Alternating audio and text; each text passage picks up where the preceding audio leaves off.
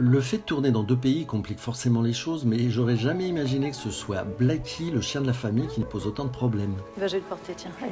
À cause des règles sanitaires très strictes au Japon, on ne pouvait pas emmener le chien qui avait joué avec nous en France. Du coup, il a fallu faire un gros casting pour lui trouver un sosie.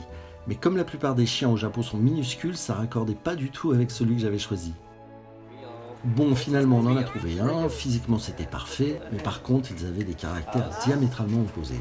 Le chien japonais était extrêmement timide, il avait peur de tout, On y va ou pas avec le chien, là, s'il vous plaît? alors que celui qu'on avait eu en France, Bah non, juste, c'est pas possible, faut le virer, on n'y arrivera pas.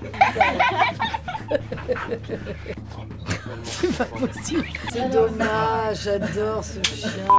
mais à l'arrivée, ce chien totalement ingérable m'a offert une de mes scènes préférées, celle où Alexandra se décide enfin à fuir Tokyo, mais comme elle peut pas emmener Blackie dans l'avion, elle doit se résoudre à le laisser seul dans l'appart. À la fin de la scène, Karine était censée lui dire au revoir, les yeux dans les yeux, plein de larmes, sauf que le chien ne cherchait qu'à s'échapper.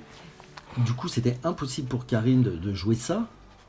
Alors à un moment, elle l'a attrapé fermement par le collier pour essayer de reprendre le contrôle, mais au lieu de se débattre, le chien s'est mis à la lécher de partout. Bon, on était tous hilares derrière la caméra, Karine faisait tout ce qu'elle pouvait pour pas éclater de rire. J'ai laissé tourner, Karine s'en est rendue compte et a compris ce que je cherchais. Elle s'est mise à jouer avec la situation pour faire que son personnage, face à un tel débordement d'affection et d'amour, ne puisse se résoudre à abandonner le chien. D'un coup, la scène devenait à la fois drôle et émouvante, et c'est tout ce que j'aime au cinéma.